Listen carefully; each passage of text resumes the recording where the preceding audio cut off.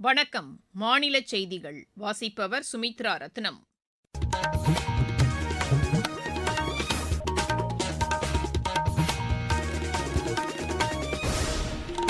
தலைப்புச் செய்திகள். மலேசியாவில் தாம் மேற்கொண்ட அரசுமுறை பயணம் இரு நாடுகளுக்கு இடையேயான பொருளாதார மற்றும் கலாச்சார ஒத்துழைப்பை மேலும் வலுப்படுத்த உதவிடும் என்று பிரதமர் திரு நரேந்திர மோடி கூறியுள்ளார். தமிழ்நாடு அரசு பணியாளர் தேர்வாணையத்தின் குரூப் 2 தேர்வுகள் நிர்வாக குளறுபடிகளால் ரத்து செய்யப்பட்டுள்ளதற்கு மத்திய இணையமைச்சர் டாக்டர் எல் முருகன் உள்பட தலைவர்கள் பலர் கண்டனம் தெரிவித்துள்ளனர். திமுக ஆட்சியில் குற்றங்கள் அதிகரித்துள்ளதாக மத்திய இணையமைச்சர் திரு முரளிதர் மொஹல் குறை கூறியுள்ளார். மகளிர் நலனுக்கு திமுக அரசு கூடுதல் முக்கியத்துவம் அளித்துள்ளதாக துணை முதலமைச்சர் திரு உதயநிதி ஸ்டாலின் தெரிவித்துள்ளார். ஆசிய துப்பாக்கிச் சுடும் சாம்பியன் போட்டியில் இந்தியாவின் குர்பிரீத் சிங் தங்கப்பதக்கம் வென்றார். இனி விரிவான செய்திகள். மலேசியாவில் அரசுமுறை பயணத்தை முடித்துக் கொண்டு பிரதமர் திரு நரேந்திர மோடி புதுதில்லி புறப்பட்டார். தமது பயணம் இரு நாடுகளுக்கு இடையேயான பொருளாதார மற்றும் கலாச்சார ஒத்துழைப்பை மேலும் வலுப்படுத்த உதவிடும் என்று சமூக வலைதளத்தில் அவர் குறிப்பிட்டுள்ளார். மலேசியாவில் நடைபெற்ற ஆசியான் உச்சி மாநாட்டில் தாம் பங்கேற்க இயலாததை சுட்டிக்காட்டியுள்ள பிரதமர், நடப்பாண்டில் முதல் அரசுமுறை வெளிநாட்டு பயணமாக மலேசியா சென்றதாக குறிப்பிட்டுள்ளார். மலேசிய பிரதமர் அளித்த மதிய விருந்து நிகழ்ச்சியில் எம்ஜிஆர் என ரசிகர்களால் போற்றப்படும் மறைந்த முதலமைச்சர் எம்.ஜி. ராமச்சந்திரனின் திரைப்பட பாடல் இசைக்கப்பட்டது குறித்து தமிழில் பதிவிட்டுள்ள பிரதமர் அது தொடர்பான காணொலியையும் பகிர்ந்துள்ளார்.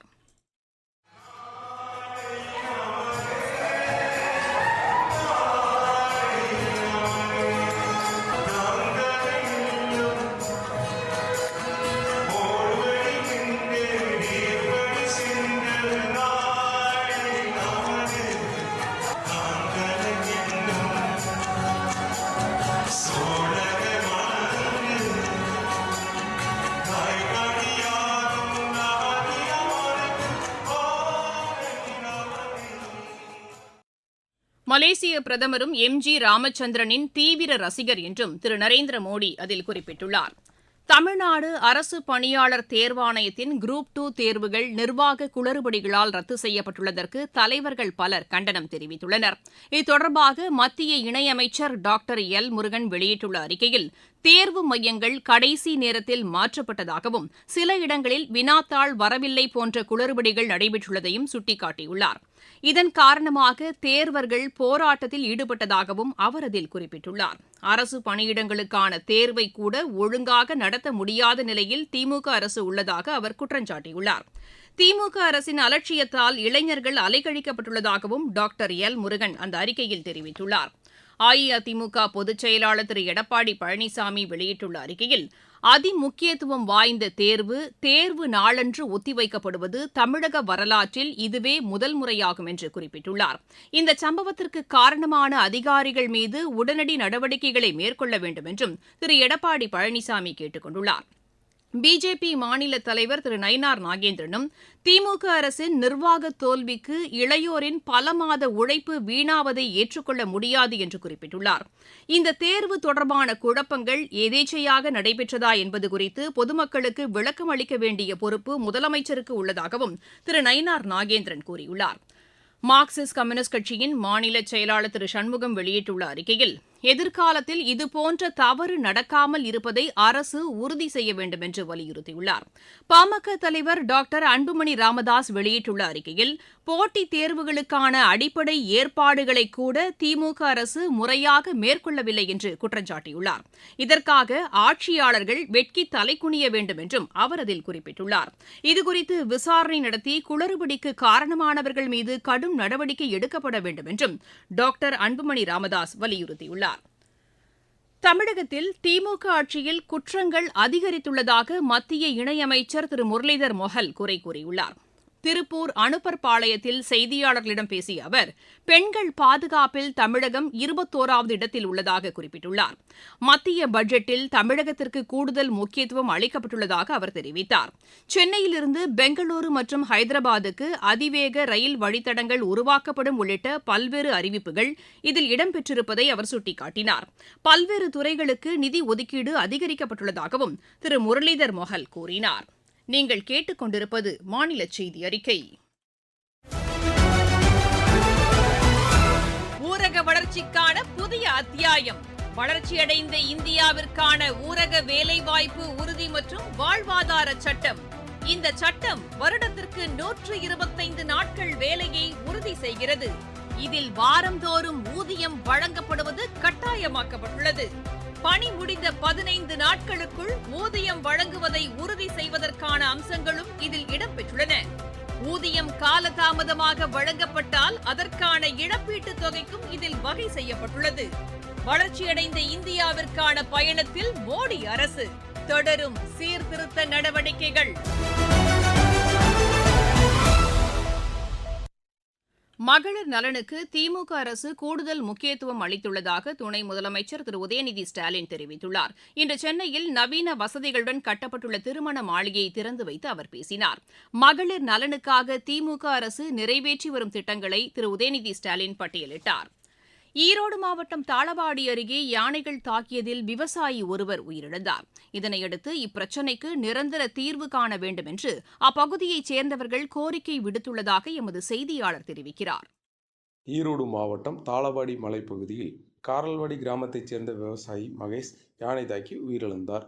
சம்பவ இடத்திற்கு வந்த வனத்துறை மற்றும் காவல்துறையினரிடம் மனித விலங்கு மோதல் ஏற்படும் உயிர் பலியை தடுக்க கோரி விவசாயிகள் மற்றும் விவசாய சங்கத்தினர் வாக்குவாதத்தில் ஈடுபட்டனர். கடந்த ஒரு வருடத்தில் மட்டும் யானை 8 பேரை தாக்கியுள்ளது. இன்று இறந்த மகேஷ் குடும்பத்திற்கு 25 லட்சம் ரூபாய் நிவாரணம் வழங்க வேண்டும். மேலும் தாளவாடி மக்களின் நீண்ட நாள் கோரிக்கையான மலைப்பகுதியை ஒட்டியுள்ள தாளவாடி கிராமத்தை சுற்றிலும் ஆழமான அகலமான அகழிகள் அமைக்க வேண்டும். கர்நாடக மாநிலத்தில் அமைக்கப்பட்டது போன்று பழைய ரயில் தண்டவாளங்களுக்கு தடுப்புகளை அமைக்க வேண்டும் என போராட்டத்தில் ஈடுபட்டனர். ஈரோட்டிலிருந்து PC மூர்த்தி.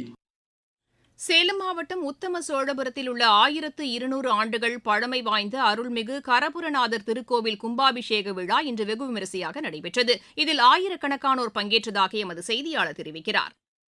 கிபி 9ஆம் நூற்றாண்டில் சோழர்களால் கட்டப்பட்ட மிக பழமையான சிவாலயமான இக்கோவிலில் ராவணனின் சகோதரர் கரதூஷணன் வழிபட்டதால் கரபுரநாதர் என்றும், குழந்தை பக்தர் அபிஷேகம் செய்ய வசதியாக தலையை சாய்த்ததால் முடி சாய்ந்த மன்னர் என்றும் சிவபெருமான் அழைக்கப்படுகிறார். மேலும் பாரி மன்னரின் மகள்களான அங்கவை மற்றும் சங்கவைக்கு சேர, சோழ மற்றும் பாண்டிய மன்னர்களின் முன்னிலையில் அவ்வை மூதாட்டி இக்கோவிலில் திருமணம் செய்து வைத்த வரலாறும் இருப்பதால் கோவில் வளாகத்தில் அவ்வைக்கு சிலையும் வைக்கப்பட்டுள்ளது. பழமை வாய்ந்த இக்கோவிலில் புனரமைக்கப்பட்டு மகா கும்பாபிஷேக விழா ஆயிரக்கணக்கான பக்தர்கள் புடைசூழ வெகு விமர்சையாக நடைபெற்றது. இதற்காக யாகசாலை அமைக்கப்பட்டு சிறப்பு பூஜைகள் நடைபெற்றன. இதனையடுத்து 5 நிலைகள் கொண்ட ராஜகோபுரத்தில் கலசங்களுக்கு புனித நீர் ஊற்றப்பட்டு மகா கும்பாபிஷேக விழா நடைபெற்றது.